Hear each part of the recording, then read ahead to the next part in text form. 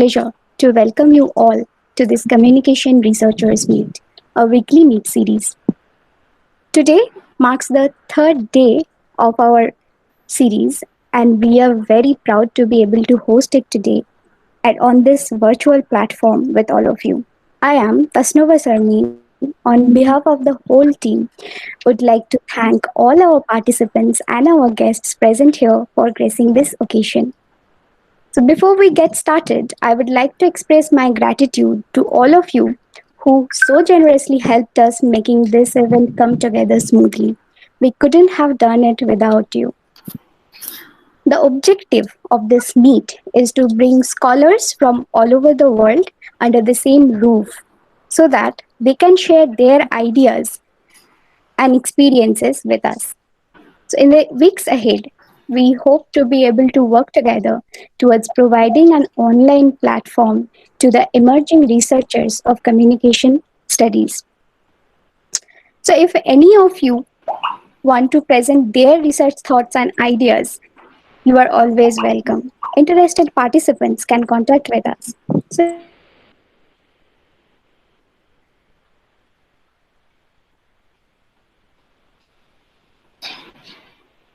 this session, Professor Shariful Islam sir will talk about the free-flowing information during COVID-19 pandemic. So it's an honor and privilege to have you both as our resource persons of today's program. I extend my hearty welcome to you both. I extend my hearty welcome to a variety of topic related to COVID-19 pandemic. Professor Preeti Raghunath ma'am will enlighten us about the datafication on COVID-19, and Professor Shariful Islam sir will talk about the free press freedom and the free flow of information during COVID-19 pandemic. So thank you sir. And extend my warm gratitude to our participants. Your strong support and active participation have made this event successful. I really hope that this program will prove to be memorable and fulfilling for you, along with your very own hands on experience.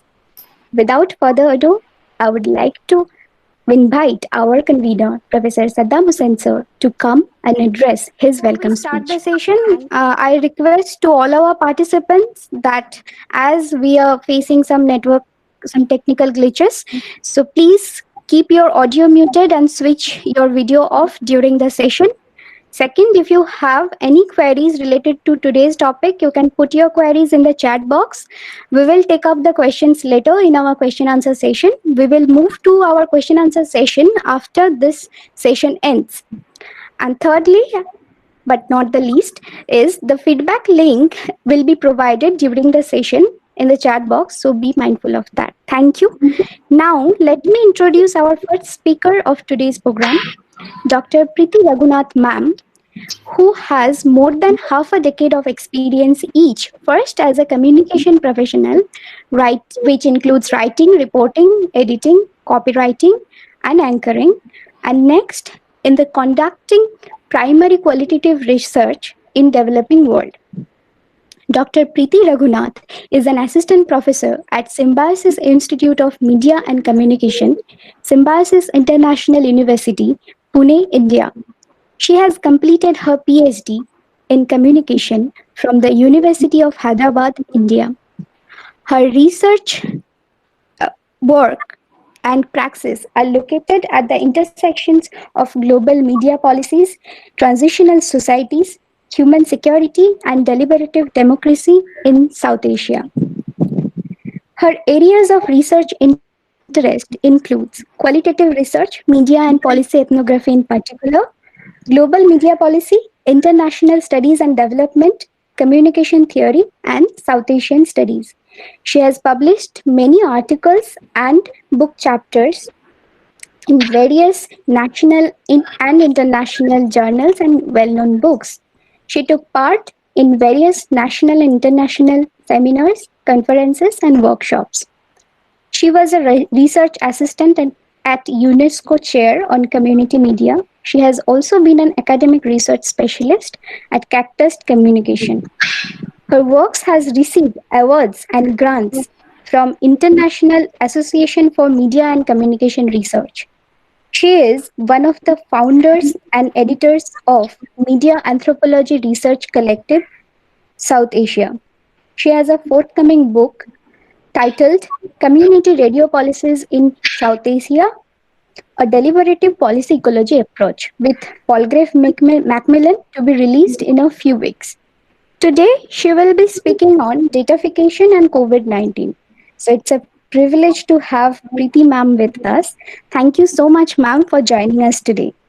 To Thank you welcome so is much. to show honor, and to welcome is to establish integrity. So please join me in welcoming Dr. Preeti Raghunath ma'am to allow her time to take over the session and continue with her deliberations. Thank you, and over to you, ma'am. Thank you so much, Tasnova. It's such a privilege to be part of this forum, and thank you for having me over. So, in today's talk, I'll be outlining what datafication is and its connection with COVID 19 in India.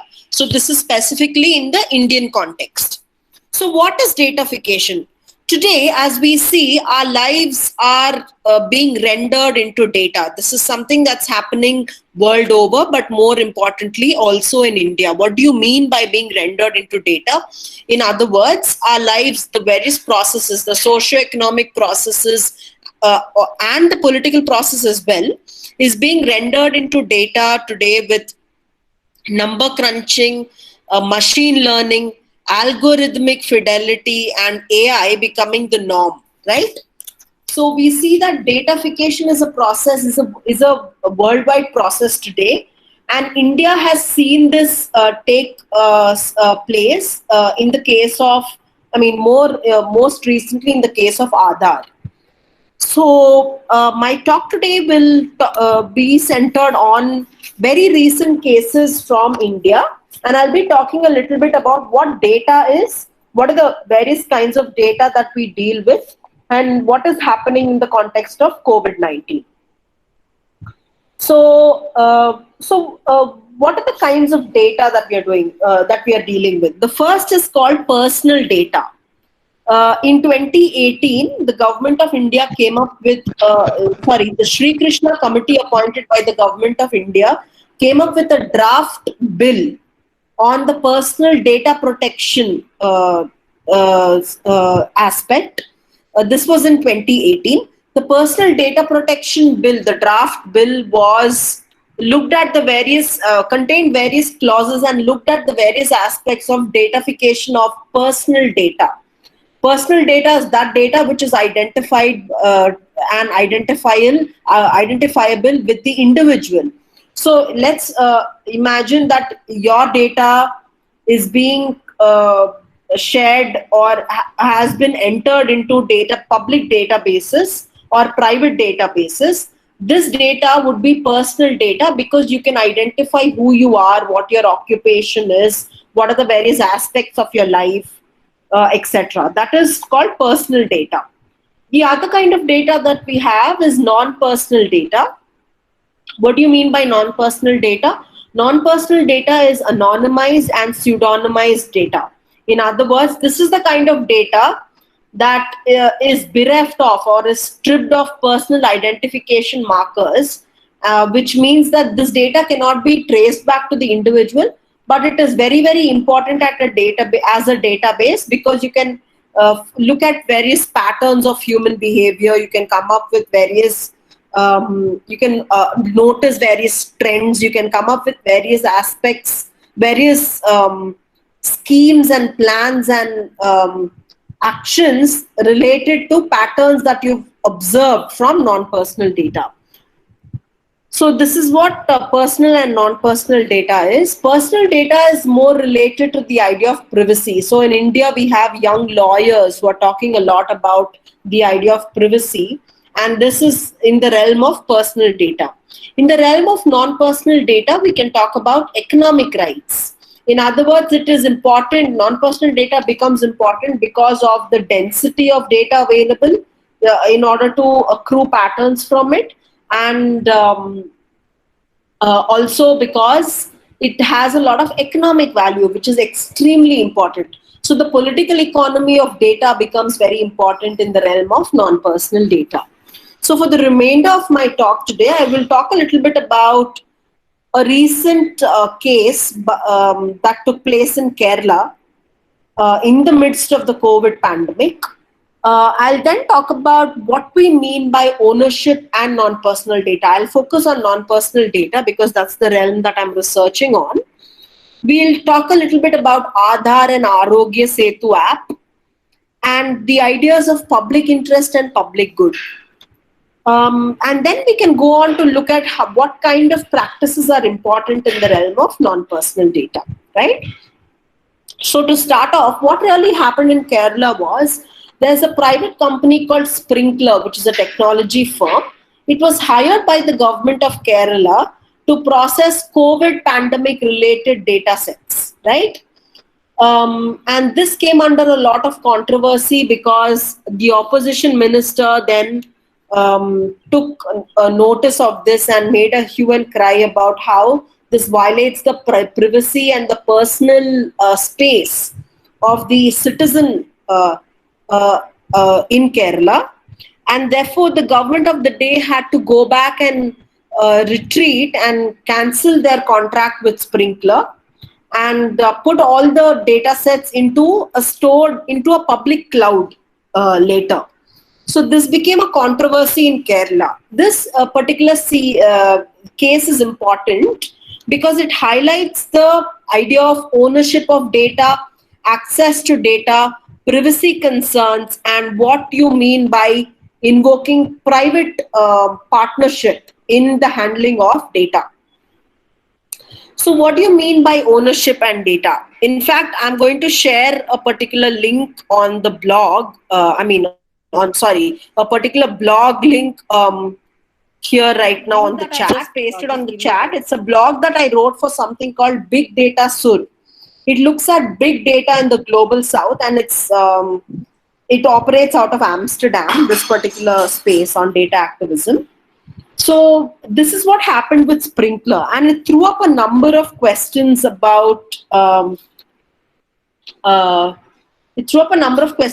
data ownership. What is the access that you can give to private players, and what is it that becomes important when we talk about privacy and the citizen.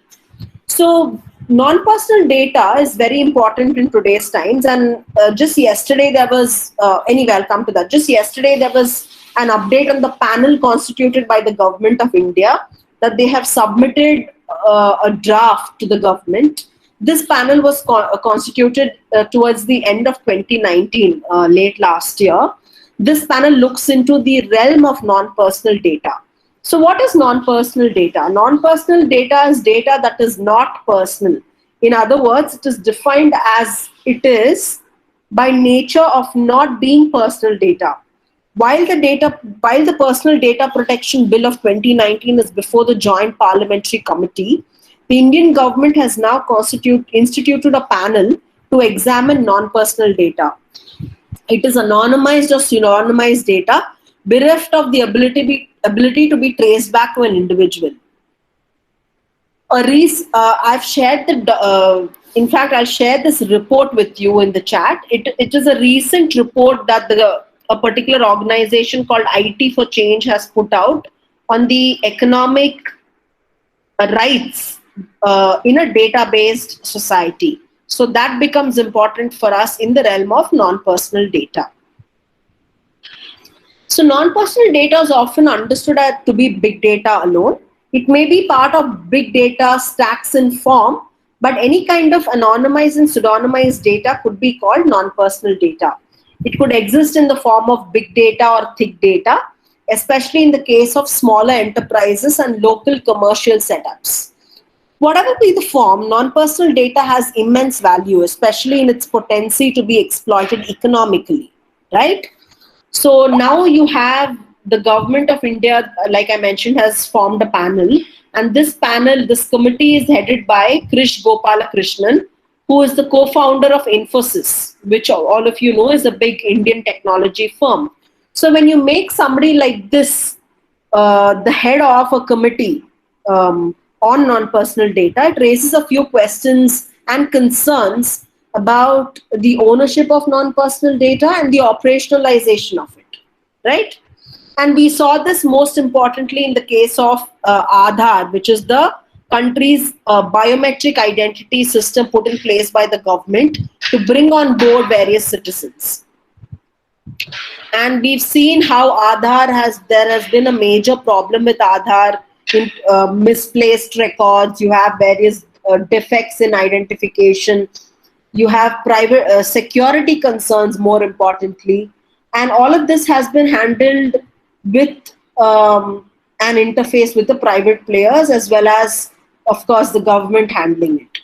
So so this raises a couple of concerns about the access that big tech today has to our citizen data, and it also raises questions about how, for instance, something like the Arogya Setu mobile app, which invited a lot of where a lot of young people, young technologists have been part of it. It raises questions about the ethics of technology, right? So the Indian experience of trusting big tech is something that is very, very important to understand and notice in this regard. The Arogya Setu mobile app, especially in the COVID-19 situation, only showcases how we've gone about with processing and handling personal data of citizens, and what it means to have access to that kind of data. There have been a number of security lapses with respect to Arogya Setu, and this was highlighted. It became a big case on Twitter, where a lot of people were involved in highlighting the lack of security of the Arogya Setu app.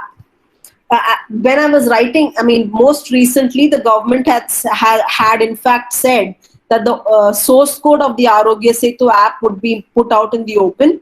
However, that has not happened in the appropriate manner, with a number of parties raising questions about what is open access to the source code, and and the authenticity of the source code of the Arogya Setu mobile application, right?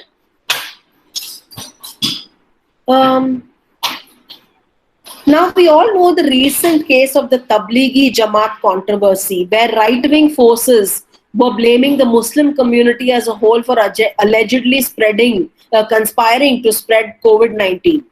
This is a prime example of how technology and apps could even be matched and combined to promote the profiling of individuals on the basis of religion, caste, and other identity markers. It becomes very important in terms of personal profiling, right? So access to technology in itself cannot be a panacea or cannot be a solution.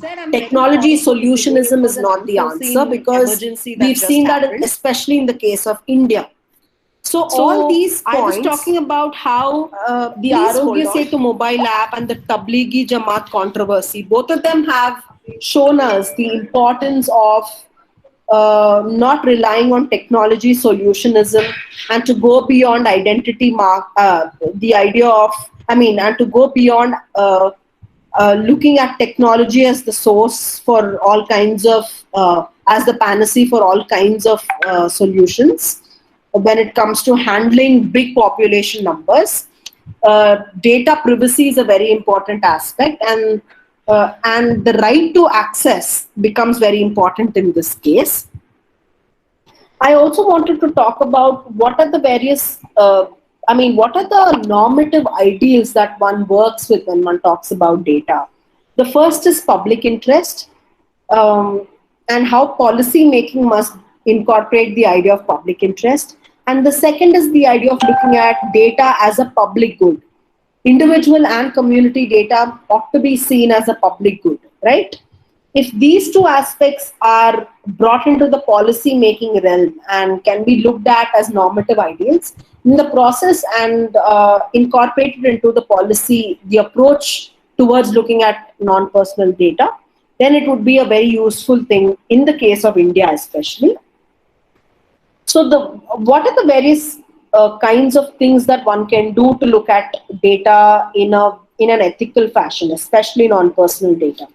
The first is to ensure that there is open data and the sharing of data sets becomes and there is sharing of data sets between small technologists and the government as well as the citizen. The second is to ensure that there are commonly acceptable data standards. So, in order to ensure portability of data and access to data and the rendering of data um, something meaningful, to derive meaning from data, it has to be present in commonly acceptable data standards. The third is in the realm of research and literature, and how the sharing of research and literature on the pandemic needs to be done openly and in a manner that is useful and accessible to all kinds of players and actors in order to ensure that research is promoted on various aspects of the pandemic. Next, it is important to clean data, clean non-personal data to ensure that privacy concerns are dealt with. So, my talk today, I really wanted to press for three things. The first is that we must not be reduced to a technocracy. The second is that deliberation needs to be an important part of the policy process, which is missing in both the case of the Personal Data Protection Bill as well as the constitution of the committee and the process that has been followed by the panel that is looking into non-personal data. And the third is to ensure that the policy process itself is democratic. I think if we look at these three aspects in the realm of data and policies with respect to data, it would be a very useful thing. And this is a growing field, the realm of data and the realm of looking at policies with respect to data is very, very new in India. In fact, think tanks and research spaces are only beginning to look at it right now. And most of the research is from a legal point of view and or a technology point of view. It allows us as communication researchers to try and look at data as media. I think it's very important to define data as media, and therefore it becomes a realm that we need to deal with. We need to work with technologists, and we need to work with economists, we need to work with lawyers to work as communicators to work with in this realm of data, because it's a growing field and it's something that will impact our field of study as well. Thank you so Thank you, ma'am. much. So, really, the pandemic is forcing us to reshape how we live, how we work, and how we connect. So, we don't know whether we are heading towards. So, ma'am has rightly pointed out that access to technology is not the only solution when it comes to handle a big population like India has. So, data privacy is also important, as ma'am has pointed out. So, now the free flow of information, how this free flow of information is impacting us during this COVID-19 pandemic, of which Professor Shariful Islam sir will be talking about. So now let me introduce our second speaker, Professor Shariful Islam sir. He is an I'm lecturer. he is a freelance. Sorry.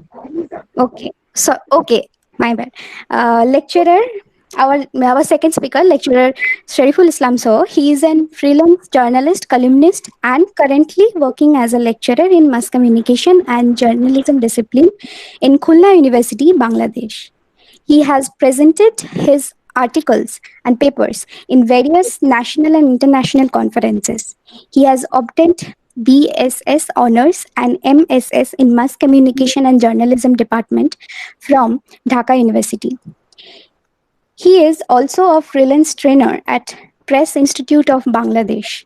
He worked as a crime reporter at the Delhi Shamokal, the prominent national newspaper in Bangladesh.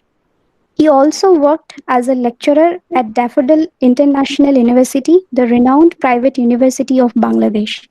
His areas of research interest includes gender communication, political economy of social media and mass media, nature of journalism, and investigative reporting.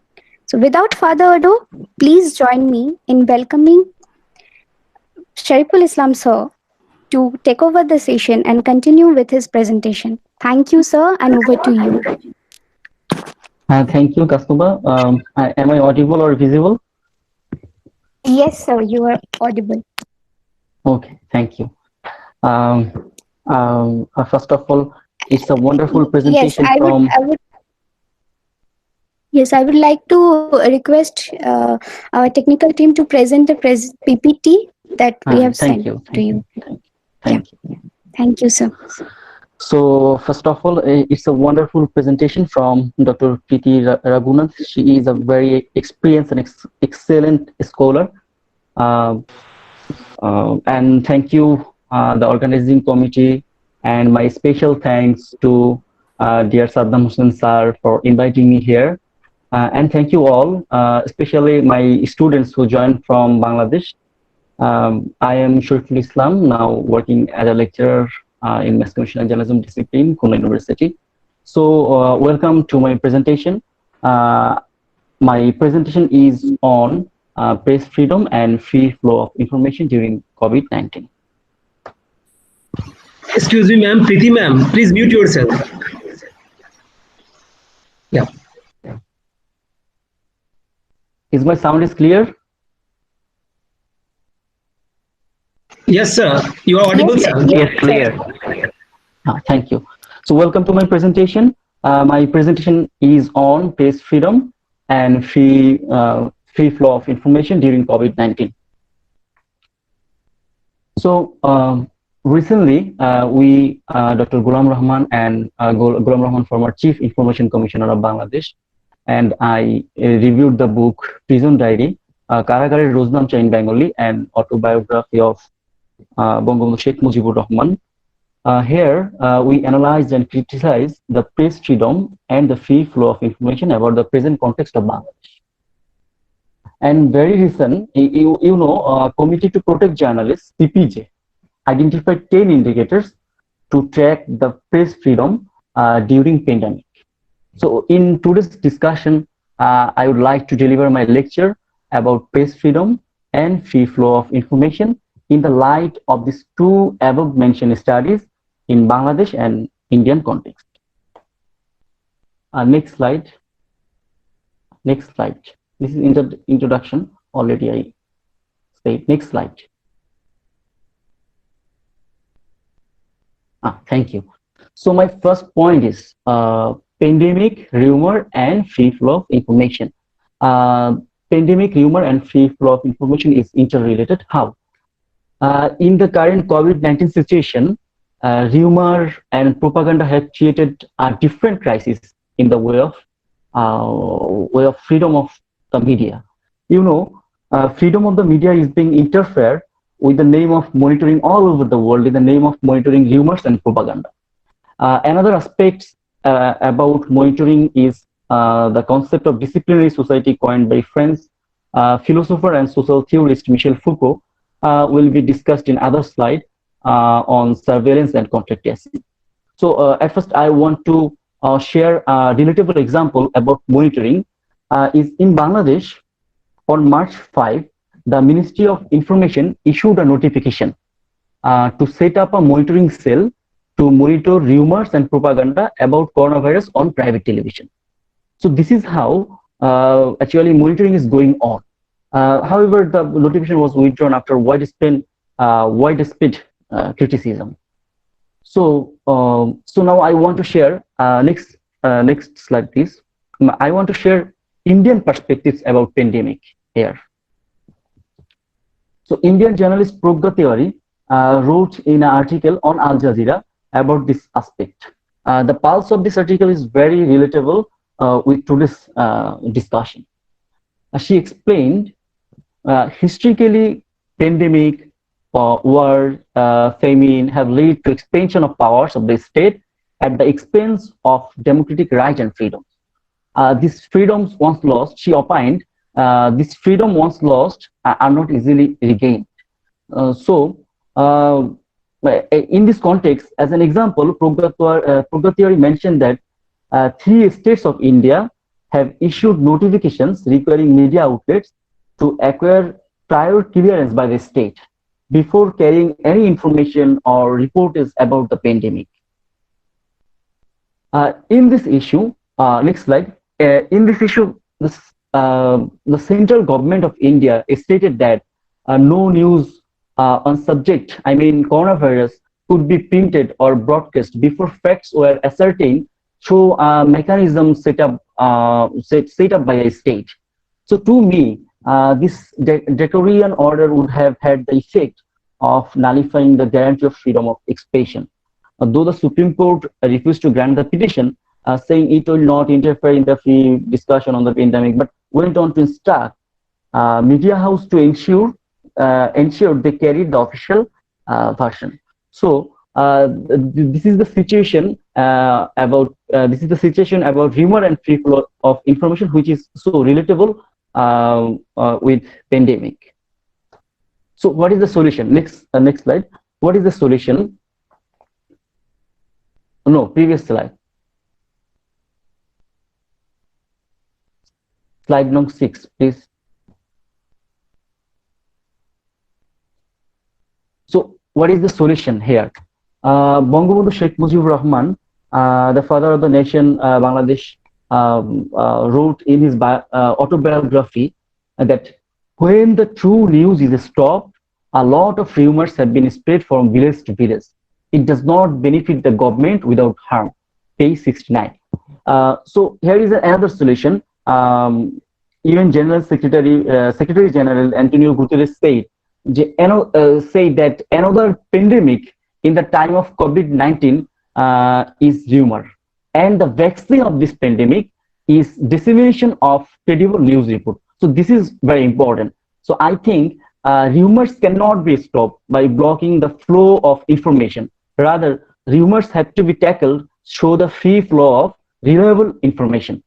Recently, UNESCO stated that 180 million social media posts in 64 languages they have analyzed, in which 40% post is unreliable.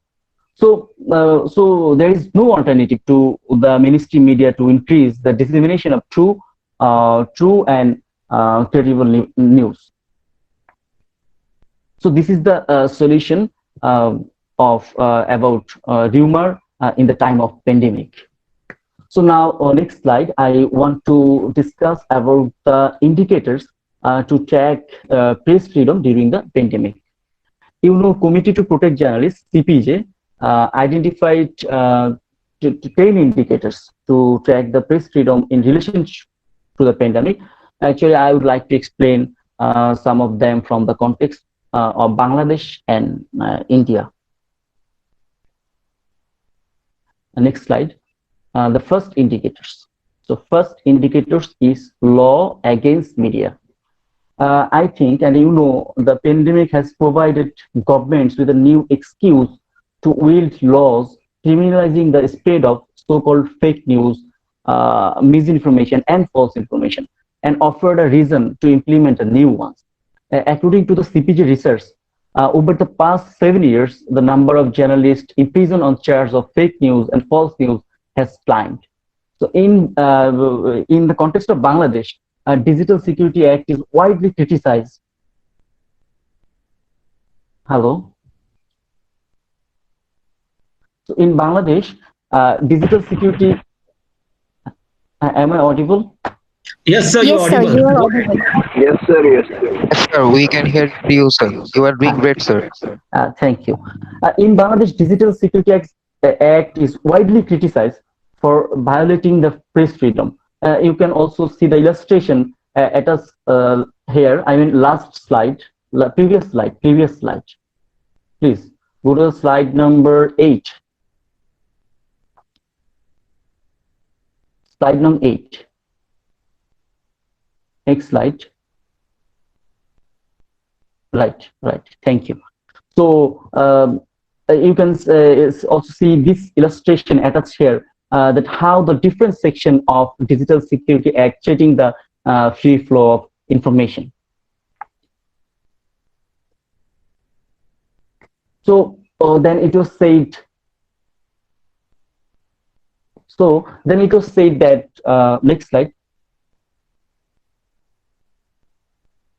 So when the Digital Security Act is widely criticized for violating the press freedom, it is said that no case will be filed against the journalist under this law. But according to media reports, 36 journalists have been sued under this act in a single year in 2019, reported on the Daily Manav Control 20 April 2020. So now it is being said that digital security is being preceded by an investigation. The case is filed only after investigation. The case is filed after investigation finds the truth of allegation. Although this statement gives us relief, the case against the journalist has not stopped under Digital Security Act in Bangladesh. Very recent, a case was filed against 2 editors. I repeat, against 2 editors under the Act for reporting on the theft of relief rice, reported on BD News, 19 April 2020. So this is the scenario of Digital Security and Act in Bangladesh. So next indicators, next slide. Jailing journalists and harassment. Arresting journalists has long been a tactic of authoritarian government to tackle the press freedom. At least 250 journalists were jailed worldwide at CPJ's last annual count in December. In India, for example, in India, authorities in Tamil Nadu state arrested the founder of a news portal on April 23 and accused him of violating the Anti-Epidemic Disease Act. That website had alleged government corruption in food distribution efforts related to the pandemic.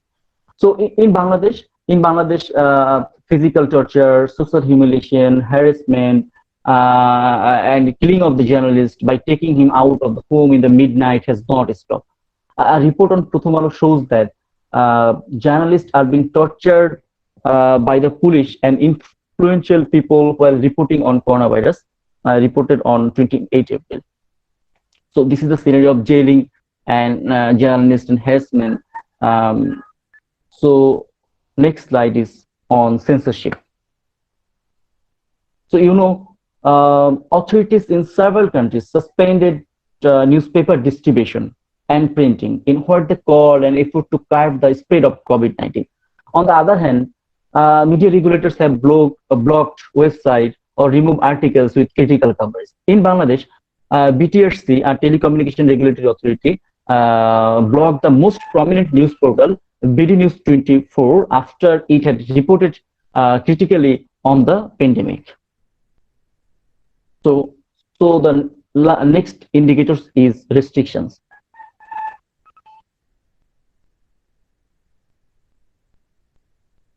Authorities have restricted journalists' ability to move about freely, such as if they want to report during curfew or enter hospital to get a first-hand account of healthcare, they can't get access for COVID excuses. CPJ stated that Indian police assaulted at least 4 journalists in 3 separate incidents in Hyderabad and Delhi on 23 March as they transited to or from work during the lockdown, even though national authorities have stated that journalists are exempt from the restriction. So the next indicators is restricted access to information. So laws on freedom of information that allow journalists to request government data and records have been suspended. I mean, Right to Information Act is not applicable or effective right now. I will explain it more in the other slide on delaying and denying access to information during COVID-19. Next slide, surveillance and contact tracing. Actually, these are the indicators to track press freedom during the pandemic. So, governments around the world are monitoring mobile phone location data and testing or rolling out new tracking apps to follow the spread of COVID-19. I also explained the different aspect of monitoring in my first slide, that freedom of media is being interfered with the name of monitoring rumor or propaganda. French philosopher and social theorist Michel Foucault explained in his concept term disciplinary society that how surveillance and monitoring violate the freedom and control the society. So I can't explain it elaborately now for the time bound. So my last slide is about, next slide please, about delaying and denying access to information during COVID-19. The news report attached here is mentioned that question answer session of a journalist has been stopped as press briefing about COVID-19 in Bangladesh. I mean, a journalist can't raise any question in the press conference. So government around the world, some of which have sent workers home, are announcing interruptions in responding to requests of information. Journalists and other requesting information are being told to expect delay. What I said earlier is that Right to Information Act is also inactive now. So I want to end my speech reminding that press freedom advocate warned the countries are taking big step backwards just when the free flow of information is most needed. So this is very much alarming for press freedom and free flow of information. So that's all for today. Thank you all. Thank you so much, sir, for this very informative and insightful session and presentation, of course.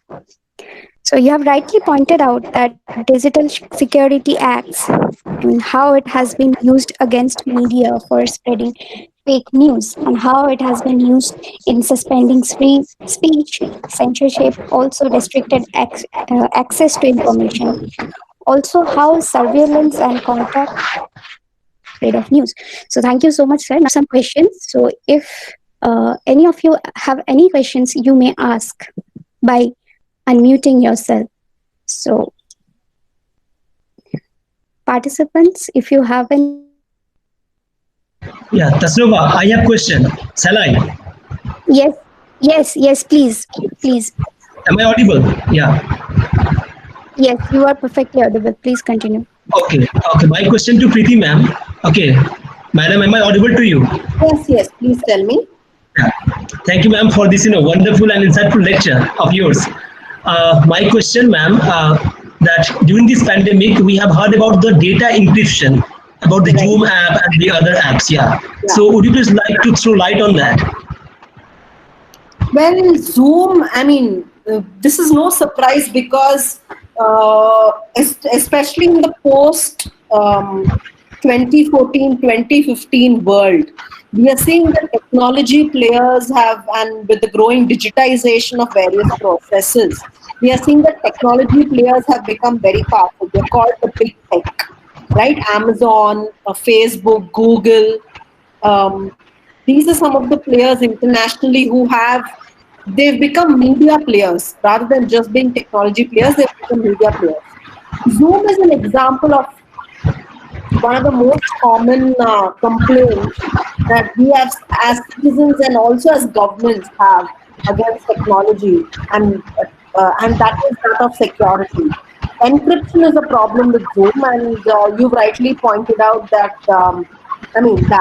So it is a security concern, but we're also seeing that now we have something called GeoMeet. What is important to be noted is that there is growing competition in the presentation media space, right?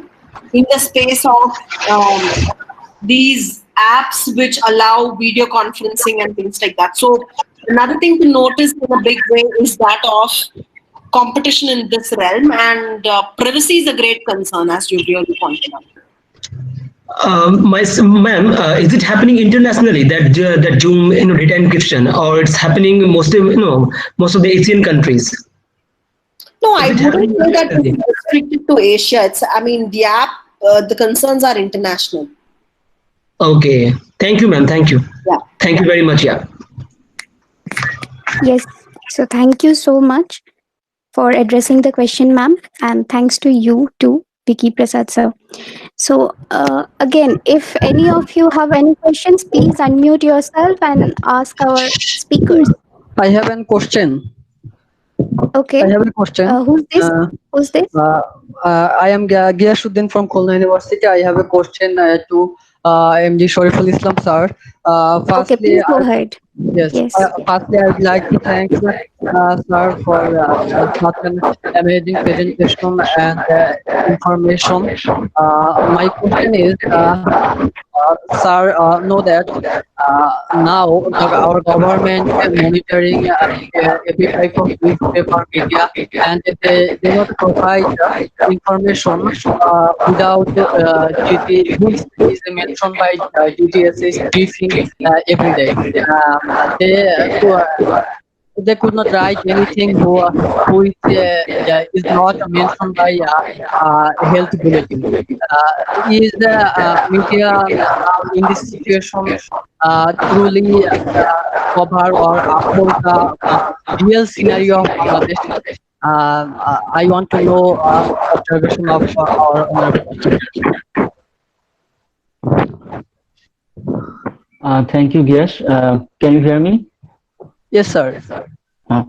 Thank you. You know, I mentioned that the scenario of Bangladesh and the press freedom is very critical, but reporting on health issues or others is continuing.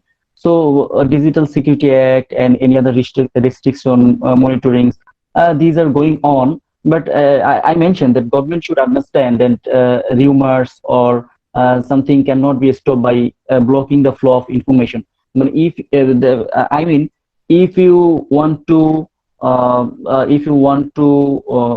the press freely, you have to disseminate the credible news or credible news report. So your concern is right. The critical situation, we are passing the critical situation, but we have to do so many things, and we have to make understand the government and the authority that credible news report is needed for themselves and for the country. So I think then we can overcome this situation if we minimize the Digital Security Act and monitoring, something like that.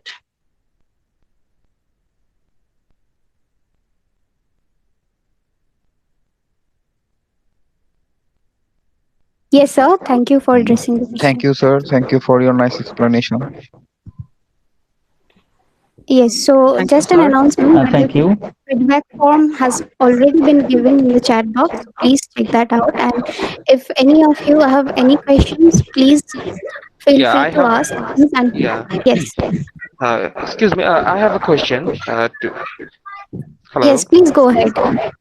I'm Shahar Mustafa Romeo, Deccan University, Dhaka. So I have a question to Sharif Islam sir, about the current situation. Hello. Hello. Yeah, you are audible. Yeah. Please. Yeah. As journals are cornered here,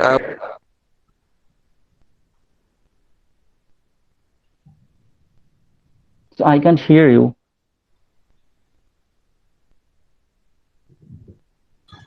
Maybe he has the technical difficulty. Hello, Mr. MD Mustafa Romeo, please unmute yourself and ask the question. We can't hear you. hello. Hello.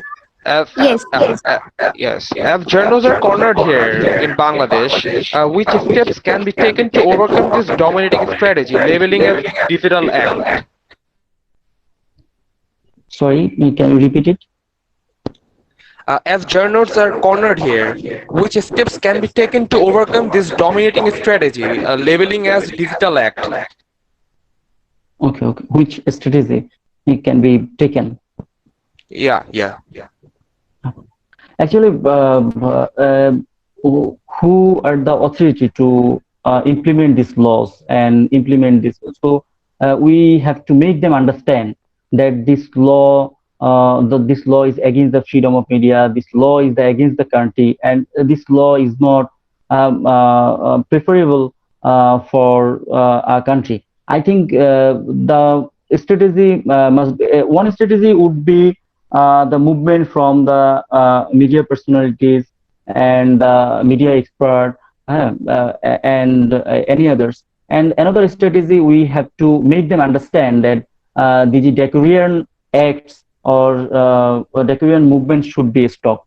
So I think there is actually no other way if they do not understand what will be the beneficiary to our media. So this is very important. Thank you, sir. Thank you. Thank you, Romeo. Yes, sir. Thank you so much for addressing the question. So we have a question in the chat box from Manashri Agarwal. The question is to Preeti ma'am, that how have the methods of data collection become easier or tougher in the pandemic times considered ICT aid? So, ma'am, would you like to Thank address you this so question? much. Thank you for that question. Yes.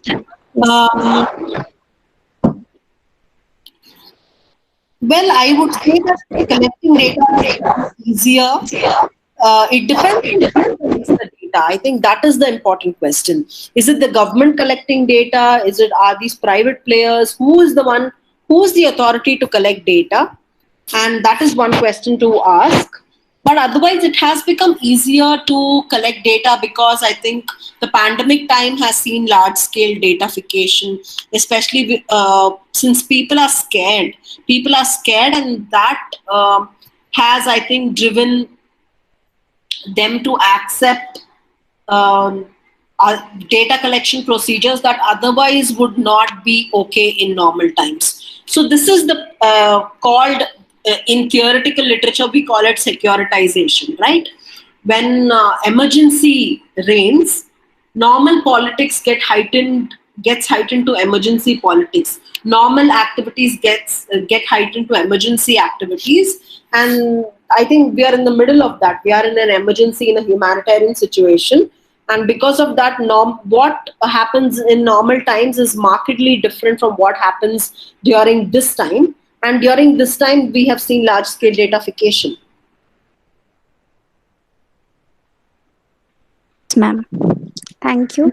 So, next question is from NS Nimi. She is asking that are we focusing on data journalism just because of digitalization? Preeti ma'am, would you like to address it? Yeah, we are focusing on data journalism. Of course, it is because of digitization, but also because of the availability today of various kinds of data. So what we consider data, the definition of data has markedly changed in a digitized world. That is true, but non-digital aspects also count as data.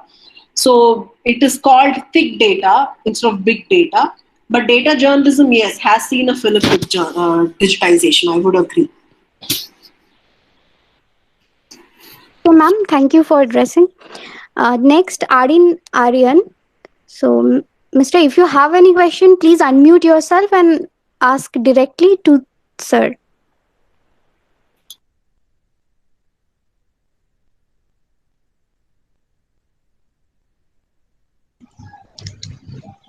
Aryan, can you hear us? I think Tasnova, you should address the question, I think. If you can hear, then.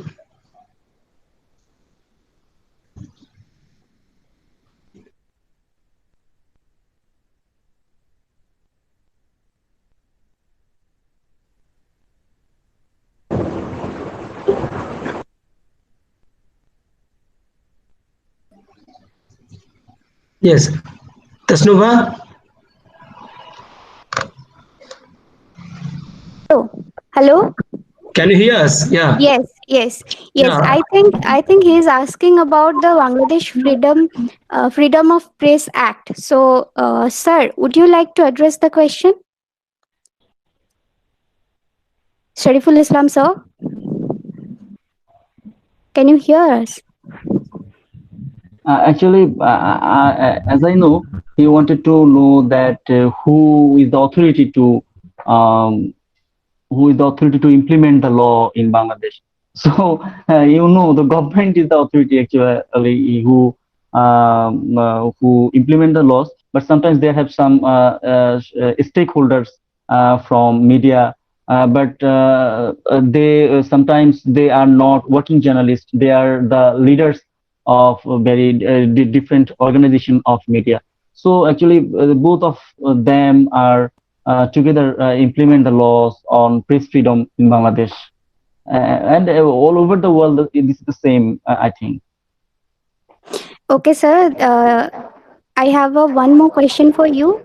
Asif Azad, he asked that সামনের দিনে সাংবাদিকতা কেমন হবে বলে আশা করেন?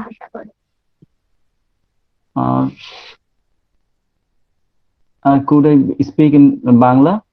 Yes, yes. প্রশ্নটা কি আবার একটু বলবেন? সামনের দিনে সাংবাদিকতা কেমন হবে বলে আশা করেন? সামনের দিনে তো সাংবাদিকতা নিশ্চয়ই খুব চ্যালেঞ্জিং, এটা বলার অপেক্ষা রাখে না। কারণ যেই সময়টা আসলে এসেছে, বিশেষ করে আমরা আসলে যে বিষয়টা নিয়ে আলোচনা করছি সেই দৃষ্টিকোণে যদি দেখি, এখন এই যে ডিজিটাল সিকিউরিটি অ্যাক্ট এর কথা বলেন বা সাংবাদিকতায় বিশেষ করে বাংলাদেশের মতো প্রেক্ষাপটে প্রফেশনালিজমের অভাব রয়েছে। সো এইসব কারণে সাংবাদিকতাটা সামনের দিনগুলো চ্যালেঞ্জিং হবে, বিশেষ করে সোশ্যাল মিডিয়া আসার পরে বা অনলাইন নিউজ পোর্টাল আসার পরে মানুষ সহজে নিউজ পেয়ে যাচ্ছে।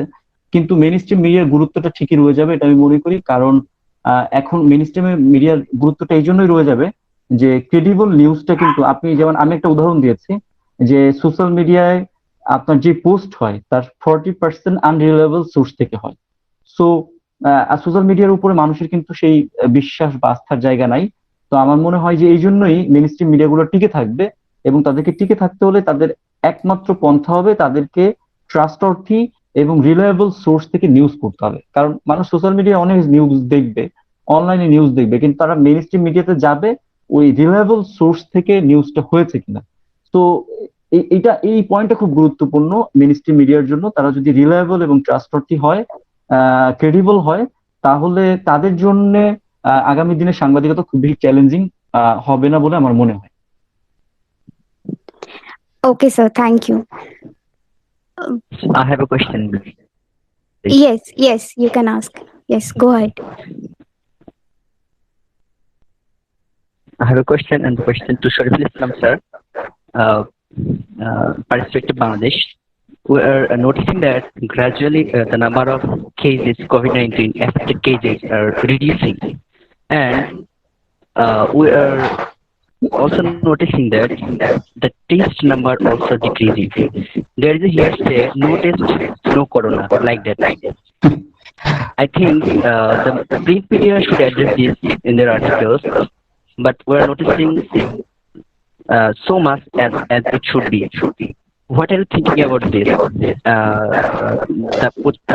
The newspaper controlled by the authority, or willingly the newspaper are not publishing this news like that? First of all, it is not willingness. I think there have some control over media is going on. But yes, this is the role of media to investigate the information. They just depend on the press conference and the surface news. So it is very challenging in the time of COVID-19. But I think it is the role. It is the sole role of media is solely responsible for investigating the truth of information and data or statistics. So media should play the role, and yes, they have some pressure and something like that. We can't deny it. Thank you. Okay, thank you, sir. Thank you.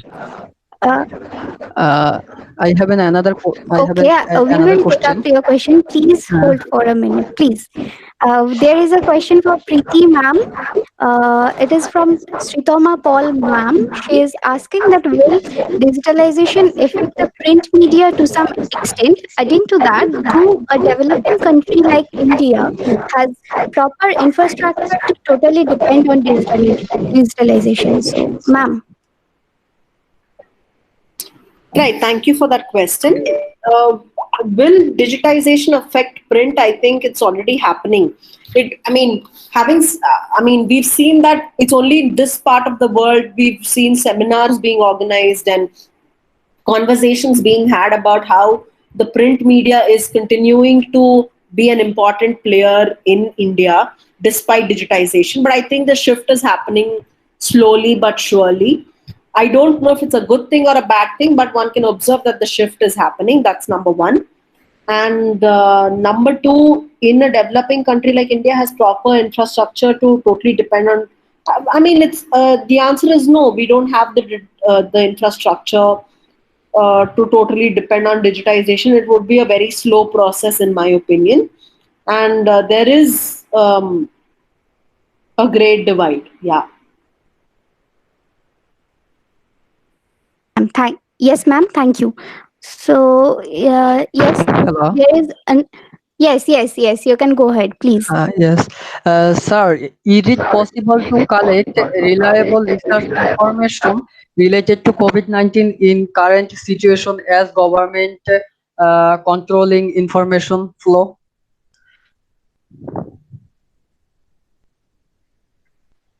Hello, can you hear me? Yes, sir. I think you may ask for the documents. So how Yes, can sir. I Exactly. collect Yes, documents? sir. Research So data. it is very difficult to collect documents about the monitoring. But if you ask the media personalities or media experts, or if you see the latest notification, what I mentioned that government, the information ministry issued a notification to monitor the private television in the name of rumor and propaganda. So the problem is here. They monitored the media in the name of rumor and propaganda. So actually, I mentioned that in the name of rumor and propaganda, they actually monitored the press freedom. Hello. Yes, sir. Thank you. Yes. Yes, sir. Thanks a lot, sir. Yes, thank you, sir. So there is one more question. We'll take one more question, and this is to Preeti ma'am. This is from Shubhajit Acharya. He says, in this current pandemic situation and other current affairs, is it secure to share privacy or other private data to social or meeting applications? As we know, our data is shared by all applications, but is it safe for us to give permission to them to allow them to share our private data? So, Preeti ma'am. Well, it clearly isn't. Privacy is a huge concern. But more than privacy, one must also remember that when you share data and non-personal data, when it comes to non-personal data, with personal data, privacy is a huge concern. But when it comes to non-personal data, it is the economic rights. There's a lot of research that needs to be done on the economic rights of the individual vis-a-vis corporations, because as we know, big tech is going to process non-personal data for economic gains. And what is the benefit that that individuals get in the process is something that we must look out for. Yes. Thank you, ma'am. So we are truly humbled by your numerous insightful contribution to this lecture. I'm sure that our audience would love to hear more had it not been the lack of time. And your presentation and deliberation drew the audience and held their attention for one full hour and beyond that. So I'm glad you reserved a few minutes to fill questions. Your answers were very insightful. So it's a pleasure to hear from you both. So now I would like to invite Professor Shomik sir to come and give a formal vote of thanks. Thank you, and over to you, sir. Thank you very much. There are so many questions that came in a row. So I have been given the responsibility to deliver the official vote of thanks on behalf of Communication Researchers Meet this episode. So first of all, I would like to render my heartfelt thanks to two of the resource persons, Dr. Raghunath and Professor Sariful Islam, for their erudite deliberation. Thank you very much for enlightening us on such important issues. Secondly, I would like to render my thanks to the organizers, MME Welfare Society, Ulgulan Foundation, Vidyarthi Manch, and Shahnai Badak Ustad Bismillah Khan Trust for taking that initiative to give platform to the young researchers and young, faculty members to join together from across the world. And last but not the least, I would like to congratulate all the participants for their active participation in this researchers meet. Hope we will continue this association further. But I would like to take the privilege of giving a vote of thanks because I have got the opportunity to speak. I had a question for Professor Islam, but I could not able to ask, though I also wrote in the chat box. So later I realized that, I'm not audible. So if the moderator allows me, can I ask the question or we can have, Yes, interaction sir. later on? Yes, sir. Yes, sir. Yes, sir. You can ask. No, actually, I could not stop myself because, his orientation matches mine to some extent. My question is to Professor Islam. Even Dr. Raghunath has very rightly pointed out about digital divide and technocracy, so on and so forth. My question is specifically to Professor Islam is that, do you think that gradually this restricted access to data, and as Dr. Raghunath pointed out about right to access, we are constantly fighting academically regarding right to information vis-a-vis right to communicate. So in this way, right to access, which is not even given by either as I got Bangladesh and India. Do you think it's gradually this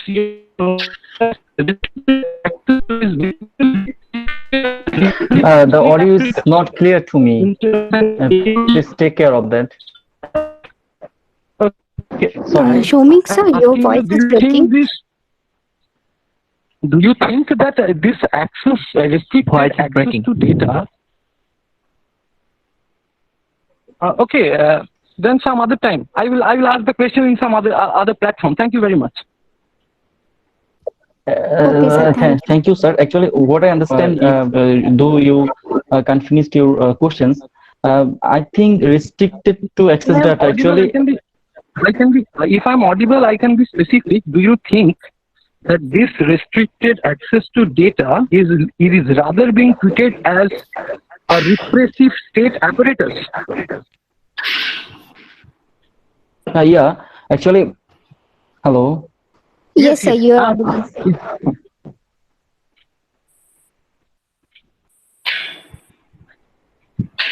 Yes, sir, you're audible.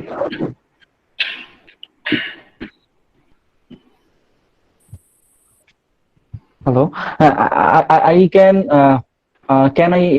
could I reply the answer in chat box to sir? Yes, sir. Yes, sir. If it is convenient for you, then. Sir, please put the questions here, and I'll appoint myself. Sure. Thank you, sir. Thank you, sir. Sorry for the inconvenience. Yeah, no issues. Yeah. So over to the moderator. Yes, thank you so much, Shomik sir, for your formal vote of thanks. And now we are on the verge of ending our today's session. So I would like to Professor Saddam Hussain sir for a conclusion. Sir, over to you. I'm audible? Hello? Yes, you are audible. Okay. I would like to say firstly, sorry for technical glitches and really there is a network issue. So really it was